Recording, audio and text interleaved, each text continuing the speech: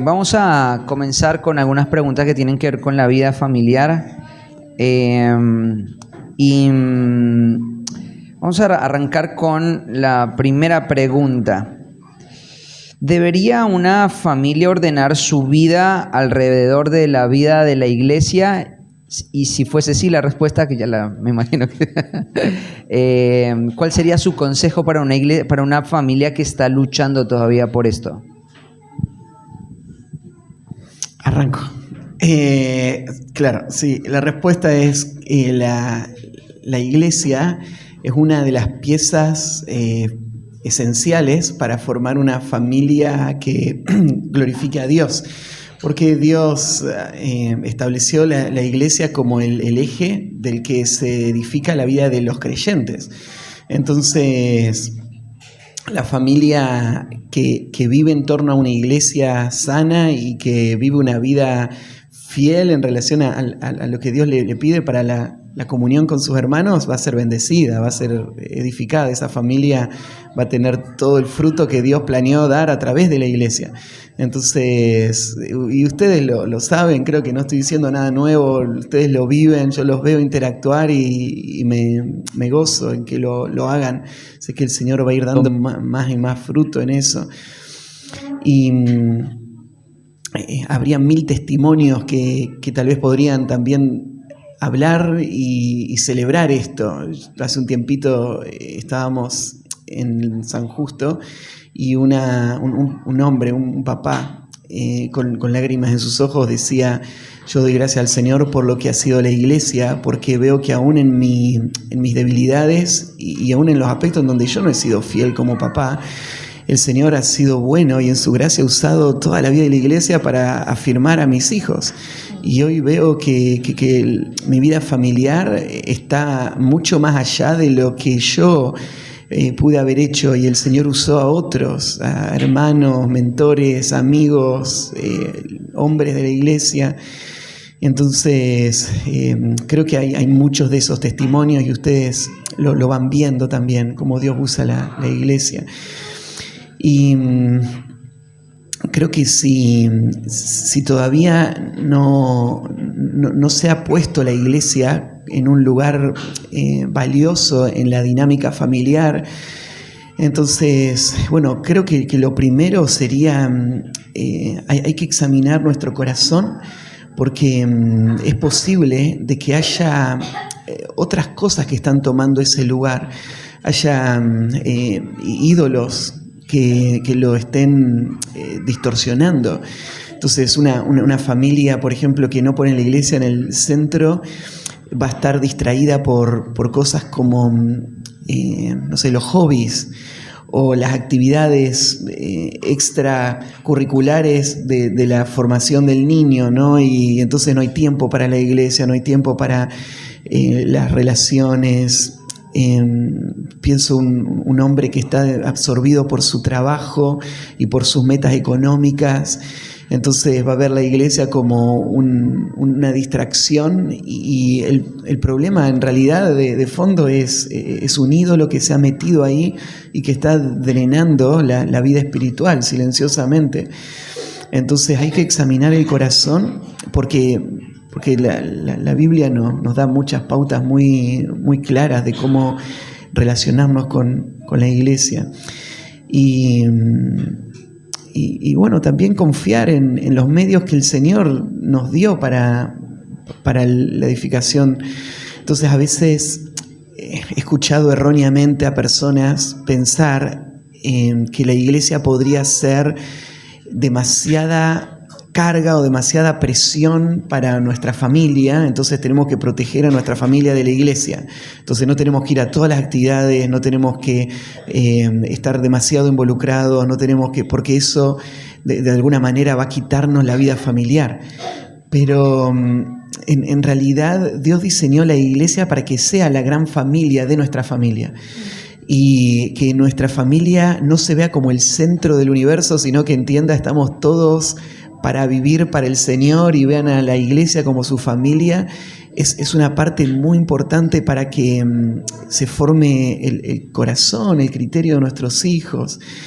Entonces, la familia no es una amenaza para nuestra iglesia en lo absoluto. Hay que tener sabiduría a la hora de tomar cada decisión, y hay momentos donde voy a tener que estar cuidando de mi hijo enfermo y no poder ir a una actividad, sin ninguna duda. Pero tengo que enseñarle a mi familia que la iglesia es lo que amamos, es lo que buscamos. Entonces sería seguir estimulando eso en nuestro corazón. ¿Algo para agregar? Amén, dice mi esposa. No, eso que decía, que muchas veces se cree que hay una competencia entre la iglesia y la familia. Y, bueno, por una distorsión de lo que es la iglesia y el lugar que ocupa la familia. Entonces, sí, eso nomás, que la falta de criterio y de teología correcta de la iglesia va a hacer que entonces uno tome decisiones equivocadas en cuanto a la familia. Pero si uno examina las Escrituras y estudia las Escrituras de lo que significa la iglesia en el corazón de Dios y en el plan de redención, entonces no va a haber ningún problema, o uno va a poder, que tu familia va a estar completamente metida, inmersa en la iglesia, y eso es la familia real, ¿no? La familia espiritual. Entonces no va a haber ningún conflicto entre la iglesia y la familia, porque va a ser una, ¿no? Y nuestros hijos lo van a ver así, no va a haber conflicto tampoco para ellos. Ellos crecen en la familia, en la familia de la iglesia como su propia familia, ¿no? Son sus tíos, son sus abuelos, entonces ellos lo disfrutan muchísimo también. La pregunta más, ¿cuáles son los valores más sobresalientes o los más remarcables que han establecido como matrimonio para la crianza y la vida de sus hijos? Los valores más... No sé si alguna vez, o tenelo bueno, compartimos no sé si alguna vez hicimos una lista de cómo queremos que sean esos valores. Algunos pienso que se transfirieron inconscientemente de mis padres y que simplemente los vi como natural y siguen en la vida de la familia. Y sí, otros se han ido formando en el tiempo. Capaz que se me pueden ocurrir algunos.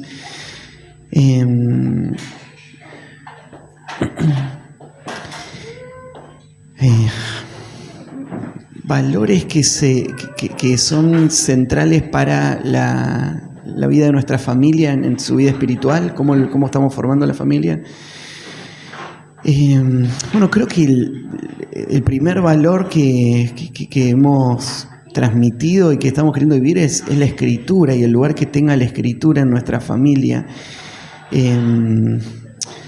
Creo que esto se refleja en cuanto tratamos de hablar de la Biblia en la vida del hogar, a veces en la enseñanza, cuando estamos a la noche con los niños, antes de dormir o antes de arrancar la escuela o al mediodía. Hay momentos donde estamos intencionalmente enseñándola y ellos perciben la importancia que tiene. Lo que esperamos que sea real en la vida de cada uno. Nos despertamos a la mañana y bueno, los niños nos ven a nosotros con la Biblia, estudiándola. Ellos se levantan también, yo los levanto antes de irme al CCP y bajan y agarran su Biblia y cada uno tiene ahí su tiempo con la Biblia, leyendo, o Betsy ya escribiendo algunas cositas de su devocional. Y después en la vida diaria, ¿no? Cuando les corregimos, por ejemplo, y les citamos los textos bíblicos, o cuando le vamos enseñando cómo pensar de algún tema, estamos siempre pensando en cómo la Escritura está gobernando lo que creemos y lo que hacemos. Algo que surge, algo de lo que escuchan, lo filtramos por ahí, ¿no? Y decimos, ¿es esto verdad o no? Y ¿cómo lo sabemos? Bueno, ¿qué dice la Biblia sobre esto? Entonces, creo que la Biblia como la base de autoridad, la guía práctica, creo que es uno de los valores que hemos establecido. Bueno, el de la iglesia, una vida entregada al servicio a Dios. Creo que le hemos transferido o estamos buscando crear un ambiente en nuestra familia de que para eso estamos. Ya sea que pensemos en papá saliendo y pastoreando el corazón de nuestros hijos en cuanto a esto, por qué es un precio que pagamos todos, pero o hablando acerca de la cantidad de biografías que se leen en casa, por ejemplo, y poniendo modelos de cómo es un ideal de alguien que está siguiendo a Cristo y viviendo para Él. Cuando oramos por los misioneros a la noche o hablamos de las situaciones que pasan, creo que eso es otra cosa que estamos intencionalmente fomentando. Nuestra familia es una familia enfocada en la obra de Dios, en lo eterno, a través de las ofrendas que damos. Yo trato de exponer a mis hijos, ellos ven cuando yo preparo los sobrecitos para llevar a la iglesia y ellos preparan lo suyo también.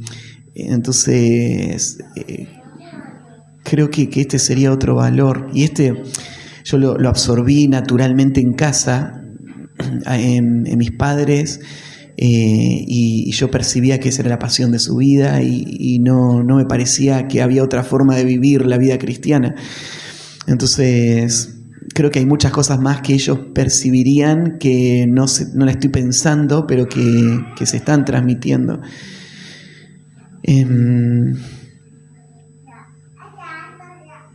Creo que la búsqueda de la santidad también es otra cosa que estamos queriendo fomentar en nuestras vidas, en nuestra familia.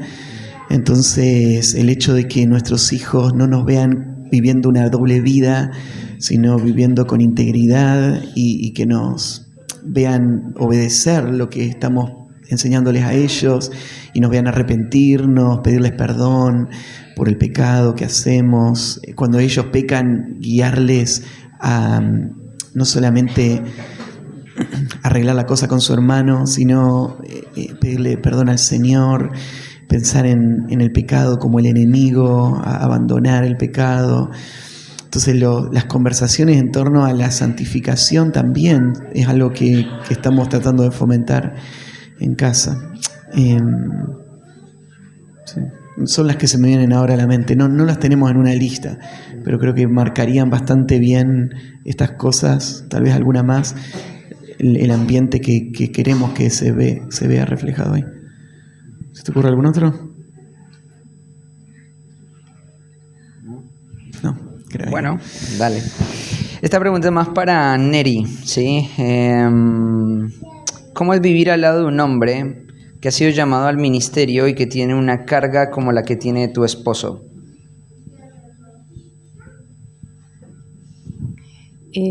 Creo que toda esposa tiene sus propios desafíos acompañando a su esposo.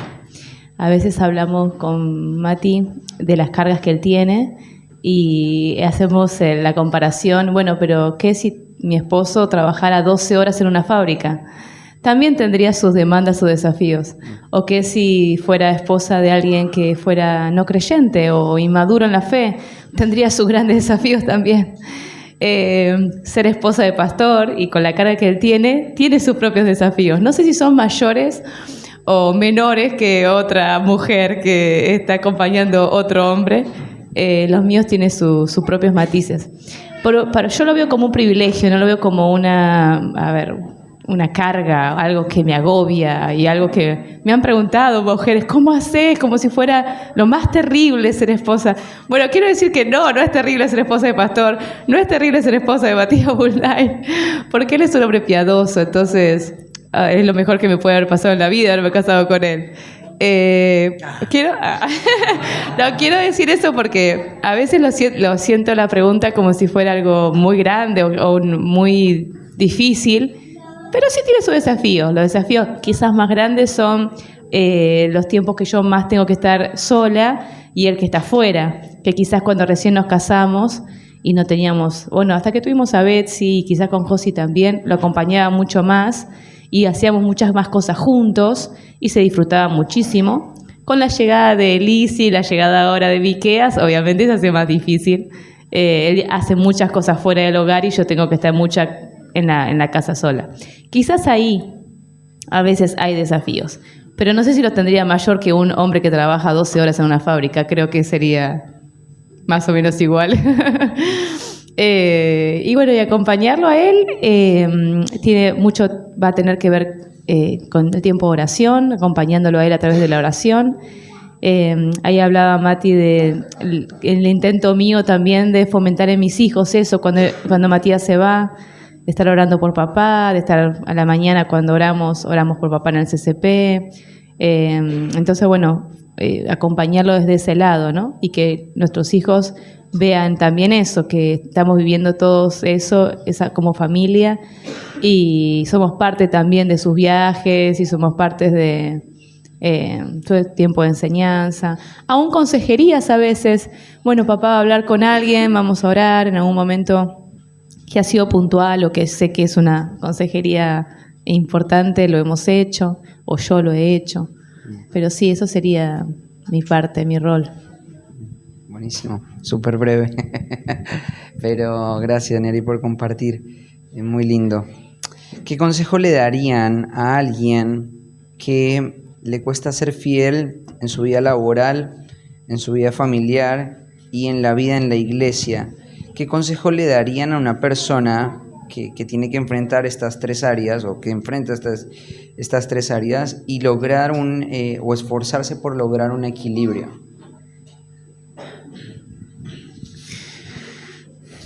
Creo que eso es todos, ¿no? ¿A quién no le cuesta?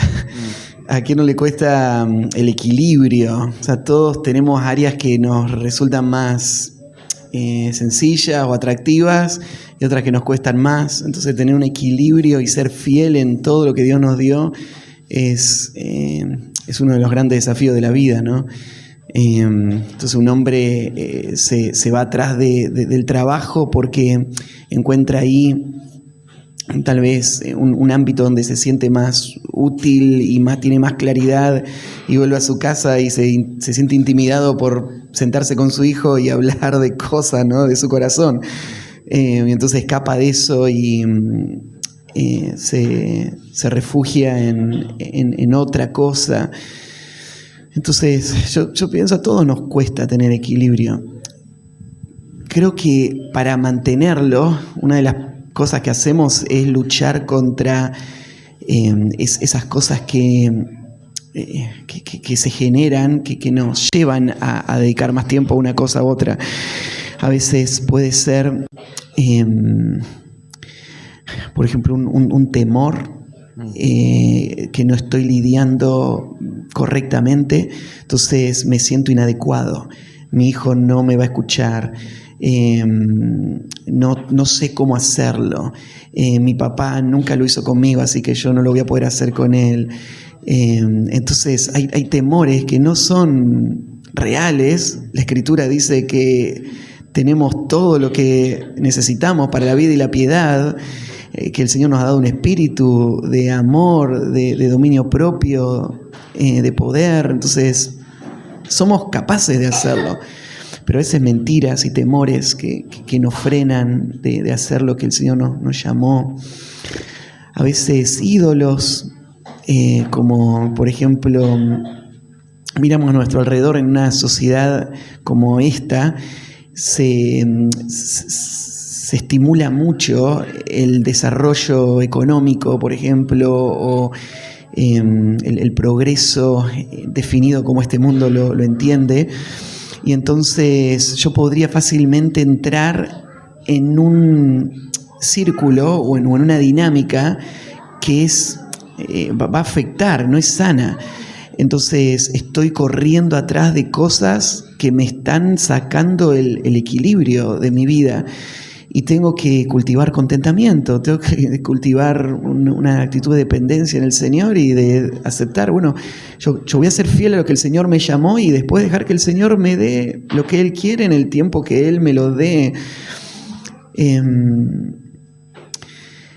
Creo que otra cosa sería abrazar la dificultad como algo propio de la vida adulta, ¿no? De decir, sí es difícil, pero eso es ser un líder. Ser un líder es llevar cargas, es esforzarse, es estar cansado. Ser un líder es servir y sacrificarse.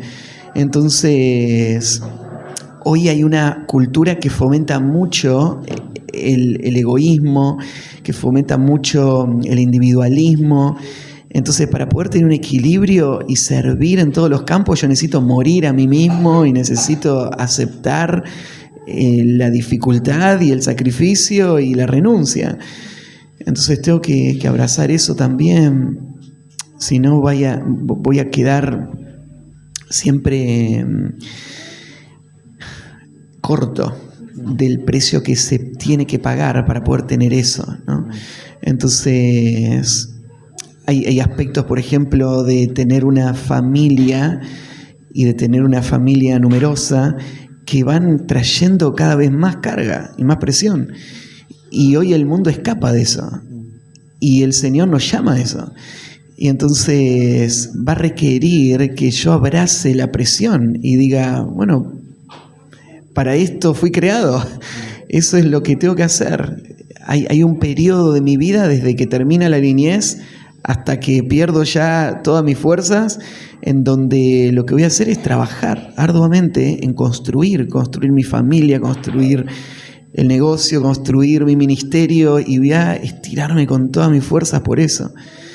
Y bueno, creo que también ayudaría mirar ejemplos, ¿no? de personas que lo están haciendo e imitarles, porque a veces los principios los aceptamos, pero no vemos cómo se refleja el día a día de ese principio, ¿no?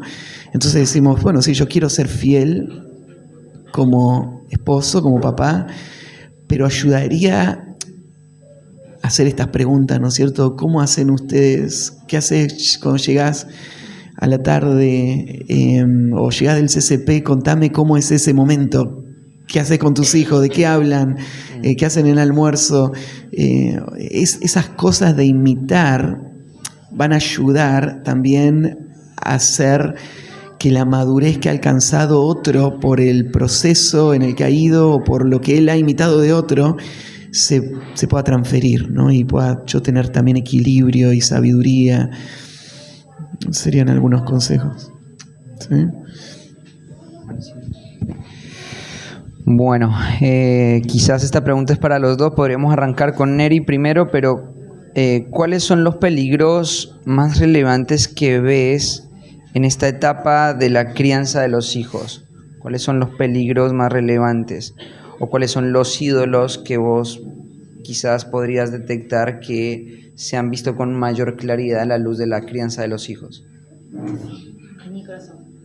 Sí, o en el trabajo con las mujeres en la iglesia también, no solamente tu experiencia. ¿Sí?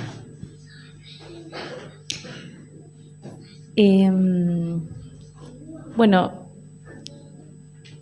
creo que como mamás, es bastante abarcativa la pregunta, pero como mamás luchamos, como mamás, de diferentes lados. Está la mamá que cuando tiene su primer hijito lo tiene como un gran tesoro y lo empieza a cuidar, a proteger, a tener temores de lo que podría llegarle a pasar.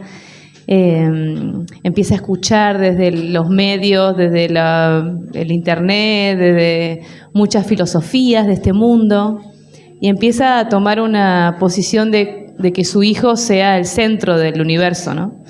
Hay mucha hoy ideología en cuanto a la maternidad. Entonces, quizás la mamá estuvo todo el embarazo ya alimentándose de mucho de las redes, de lo que significa la maternidad, de lo que conlleva la maternidad, desde ese lado, desde el lado de el apego, del cuidado, de lo que no debe tomar, de lo que debe comer, de lo que no debería, de lo que... Y ya tiene como, empieza a tener toda una teología no bíblica de la maternidad. Está esa línea. Entonces ahí hay ídolos ahí en el corazón de esa mamá, ¿no? Él ha dejado de enfocarse en lo que significa la crianza y la crianza bíblica. Ha dejado de pensar cuál es el rol real que ella debe ocupar en la vida de su hijo. Y se ha ido por esa línea, por la línea de la sobreprotección. Por el otro lado está la otra mujer que tiene la otra filosofía de este mundo, que sería la no crianza, no tener, o tener uno solo y nada más, y más bien tenerlo como algo como un desarrollo personal, pero después se desliga del hijo. Y por ídolos también del corazón, lo tiene más bien, pero no lo protege, no lo cuida, Esas dos líneas, por la misma filosofía del mundo. Y los ídolos que creo que desde un lado, por ejemplo, puede estar el ídolo de la comodidad, desde el lado de este lado, ¿no? Desde el lado de cuando el niño no es cuidado correctamente, o tengo solo uno. Entonces podría estar el ídolo de la comodidad, el ídolo el amor propio, ¿no? Siempre surge desde ahí. Desde el otro lado también, es más bien un amor propio, me amo a mí misma y entonces el hijo lo cuido, pero solo por mí misma, ¿no? Es el mismo punto. Eso lo vemos en el mundo, pero se ve en la iglesia también, ¿no? El peligro de seguir filosofías del mundo y no la Biblia. Entonces, Matías hablaba, ¿no?, de la importancia de seguir las Escrituras. Y creo que el mayor peligro es cuando nos dejamos convencer por lo que el mundo dice en cuanto a cómo debo criar a mis hijos. Y hoy vivimos en una sociedad donde se nos bombardea sobre cómo debe ser la maternidad. Cómo debe ser cualquier tema, ¿no? Cómo debe ser el rol de la mujer también. Pero en cuanto a la maternidad es muy evidente. Entonces debemos tener mucho cuidado porque a veces la línea es muy finita y es fácil irse de ahí. Y a veces, cuando uno le escucha la filosofía del mundo, hasta sonaría como lógica, ¿no? Hasta a veces te dan estudios científicos, ¿no? Que parecería ser como, pero los doctores dicen esto, ¿no? Se ha hecho un estudio científico sobre cómo el bebé sufre si lo dejas llorando un rato. ¿Cómo puede ser, no? Entonces, tenés que ir a la Biblia, ¿no? Hablábamos, por ejemplo, que en un momento del destete, y hablábamos, este mundo dice que digo eso como ejemplo, ¿no? Pero hablan de que, es el niño que tiene que decidir cuándo tiene que dejar el pecho, ¿no? Y uno diría, porque el niño, entonces es todo un proceso que el niño hace, un desarrollo psicofísico que el niño tiene que hacer para que el niño... Y cuando hablas de la Biblia habla de que la mamá lo destetó, ¿no? Entonces, la mamá que decidió en qué momento hacerlo, ¿no? Que puede ser en un momento o en otro, no dice el tiempo específico, pero habla de una decisión de la mamá que lo hace. Entonces, creo que con cada duda que uno tiene, en la Biblia están las respuestas hacia a dónde tenemos que ir, ¿no? Entonces, sí, el mayor peligro sería tomar una filosofía de este mundo y arraigarme en eso y no arraigarme en la Escritura. Y ídolos, los mismos ídolos que se ven en el mundo, la mujer cristiana los va a luchar, los va a lidiar, pero con la Escritura los va a identificar y los va a lograr vencer y batallar. Porque el ídolo de la comodidad está también en nuestro corazón y muchas veces nuestro enojo hacia lo que nuestros hijos hacen, tiene que ver con eso, porque quiero algo más cómodo. A veces la mamá aún podría disciplinar a sus hijos e intentar ser rígida en sus hijos, pero con un ídolo en su corazón. Pensando, bueno, porque esto me va a beneficiar a mí y no porque tengo que cuidar el corazón de mis hijos, amonestarlos, disciplinarlos para la gloria de Dios. Entonces aún podríamos tomar principios bíblicos y si no cuidamos nuestro corazón, hacerlo con una motivación incorrecta y hacerlo no para la gloria de Dios, sino hacerlo para nuestro propio beneficio. Nuestro corazón es muy malo, entonces tenemos que estar todo el tiempo examinándonos y viendo con qué motivación lo estoy haciendo y si hay algo que se está queriendo levantar en nuestro corazón. Y sí, habría mucho para hablar, no sé si cuánto tiempo hay, pero mi esposo creo que va a desarrollar todo. Eso.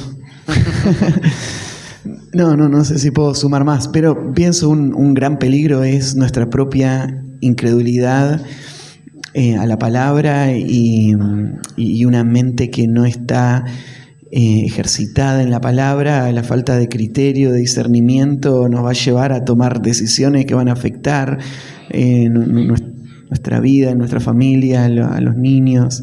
Entonces, sí, creo que arraigar eso bien va a ayudar. Hay una guerra ahí afuera, ¿no? El mundo está buscando la mente y el corazón de nuestros hijos. Y yo ayer le decía a José, lo que tenemos que pensar es la familia como una fortaleza donde estamos afirmando el corazón, estamos creando una identidad.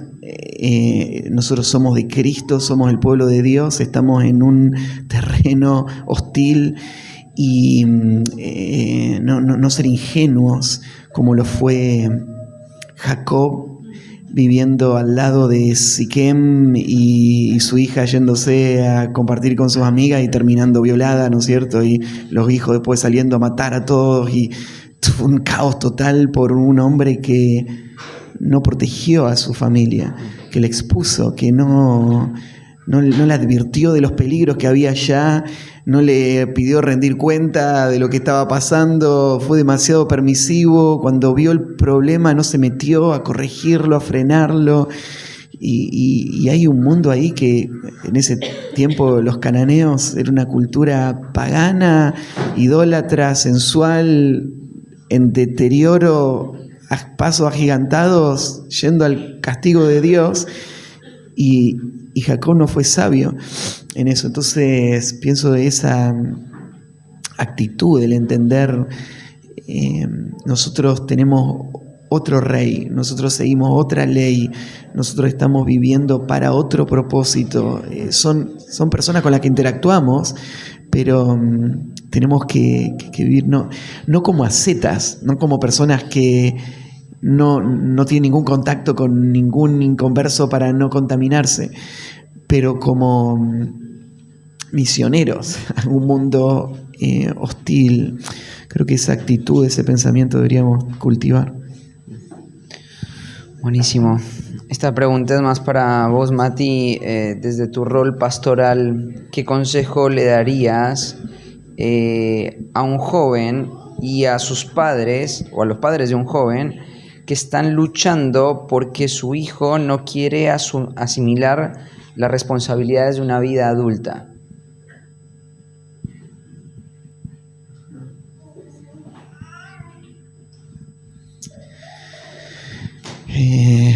Sí, creo que también es normal ver esa tensión. O sea, la carne se va a resistir al diseño de Dios siempre. Y Dios diseñó a este muchachito, por ejemplo, para tomar responsabilidad sobre otros, cuidar a otros, ¿no? Usar su fuerza, su capacidad para llevar gloria a Dios, pero la carne no va a fomentar eso. Entonces la resistencia es algo que podríamos esperar. y el entorno también lo está alimentando un montón. Hoy más que nunca se está presentando un cuadro como natural de entretenimiento y una vida sin responsabilidad que creo que es como sin precedentes. O sea, la forma en la que nuestra cultura está entendiendo la vida adulta es cada vez más distorsionada. Entonces no me parece extraño, ¿no? que por ejemplo, no sé, un niñito de 5 años está feliz con ayudar, ¿no? Y quiere hacer todo. Mamá, yo lo hago, te ayudo, y vos sabés que no lo va a poder hacer, pero lo quiere hacer. Pero una vez que empezás a darle esa libertad, ya ahora tiene 7 años y no quiere hacer nada, ¿no? Está ahí molesto, tenemos que limpiar, tenemos que... Antes le encantaba agarrar la franelita, ¿no es cierto?, y salir. Y es la carne. Y lo que el papá va a hacer es criar a sus hijos en disciplina y amonestación del Señor. O sea, va a crear un ambiente en donde la vida que Dios diseñó va a ser forzada, va a ser dirigida, va a ser guiada con todas nuestras fuerzas para que nuestro hijo tenga un cuadro lo más claro posible de cómo Dios le llamó a vivir. Ahora, no podemos ganar el corazón de nuestro hijo, es Dios el que tiene que cambiarlo.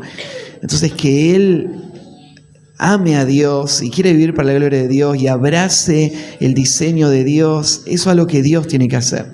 Pero mientras esté en casa, o sea, va a vivir esto.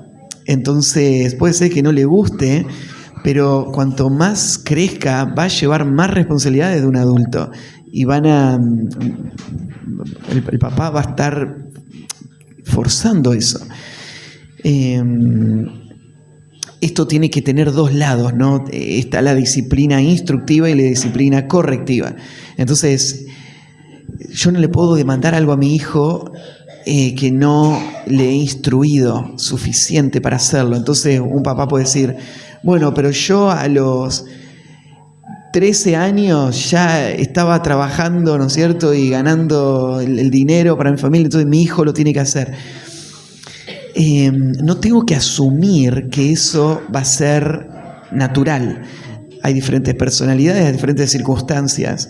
Entonces tengo que enseñarle a mi hijo, tengo que enseñarle la teoría, tengo que enseñarle el diseño de Dios para el hombre, las características que Dios le dio a él, el propósito futuro, proveer, proteger, y tengo que enseñarle cómo es el desarrollo natural y mostrarle, mira, ves que ahora tenés más fuerza que antes, ¿no? Y te encanta verte los músculos en el espejo, ¿no? Y correr ahí y darte cuenta lo rápido que sos ahora. Y te encanta eso, pero eso Dios te lo dio para este propósito. Eso significa que te estás preparando para poder cumplir este rol. Entonces, empezar a ayudarle a nuestro hijo con mucha instrucción. Y después, bueno, la corrección, el poner reglas, el poner tareas, demandas y empujarle a eso. Y también muchas veces le he aconsejado a los papás, hay que exponer a nuestros hijos a hombres maduros de los que ellos puedan tomar modelos. Y ya sea mandarlos a trabajar con alguno de los hombres acá de la iglesia, sin que le paguen, solo para que esté ahí, ¿no es cierto?, aprendiendo a hacer lo que está haciendo y que aprenda lo que es estar todo el día en la obra y vea el precio, el costo que tienen el poder alimentar una familia, que pueda entender la relación esfuerzo y recompensa, que pueda aprender la habilidad también necesaria. Entonces enseñarle los oficios, creo que esa es la tarea del papá. Ahora, que haya resistencia, eso no nos sorprende. No tenemos que como abandonar esa tarea de la crianza hasta el último día que estén ahí. Entonces, entiendo de que a un adolescente le cueste más levantarse temprano, pero O sea, hay que establecer un orden en casa. Este es el horario que se levantan, esas son las tareas que hacen. Entonces, tengo un hijo joven que ya terminó la secundaria y todavía no tiene una ocupación. Entonces mi papá dice, bueno, puede ser que no tenga trabajo, pero puede trabajar de buscar trabajo, ¿no? Así que va a trabajar 10 horas al día buscando trabajo, ¿no es cierto? Podés vos ocuparte de trabajar sin paga. Mira, están estas personas en la iglesia que necesitan ayuda, así que vos vas a ir a pintarle esto y el trabajo no es solo para ganar dinero, el trabajo es para llevarle gloria a Dios, así que vas a trabajar mientras estás en esta casa, aunque no ganes dinero, no te preocupes, papi te va a ayudar, pero vas a trabajar. En relación a la responsabilidad, por ejemplo, en cuanto a pensar en el futuro, en una familia, creo que se puede arrancar muy temprano. No sé, creo que en la adolescencia se podría empezar a hacer un ahorro para su carrera o para un desarrollo, un proyecto económico, que creo que se puede arrancar bastante temprano, y eso ayudaría a nuestros hijos a tener la perspectiva lo antes posible de a dónde voy, o sea, para qué me estoy preparando y lo que se viene. O sea, si yo les doy un ambiente demasiado cómodo donde no hay expectativa ni un futuro, entonces va a tender a acomodarse y a mantener la dinámica de un niño dependiente, cuando él en realidad tiene que ser un hombre, ¿no? Entonces, no es que lo voy a echar de casa, pero él tiene que escuchar desde muy chiquito que cuando termine la secundaria tiene que tomar vuelo, ¿no? Y si hay una razón que presiona mucho para que él se quede un tiempo más, bueno, va a ser bajo ciertas condiciones para que él pueda lograr esto próximo y de ahí avanzar, ¿no? Entonces, creo que crear expectativa temprano también ayudaría. Pero todavía no llegué a esa etapa, así que hay cosas prácticas que no les puedo decir cómo van a ser. Pero estas son las cosas que me imagino. Bueno, hay más preguntas, me imagino, ¿no? ¿Tienen preguntas para hacerle? ¿Hay alguno que le quiera hacer preguntas? Se las puede hacer personalmente. Entonces, vamos a ahora pasar el tiempito tenemos planeado algunos tiempitos de comunión como iglesia. Ahora tenemos uno. Vamos a desayunar juntos como iglesia. Pero antes de pasar a ese momento, gracias Mati, gracias Neri por este tiempito. Son de mucha bendición. Y seguramente en el Agape les vamos a hacer más preguntas. Me quedaron varias preguntas para hacer todavía. Así que, creo que ir adelante.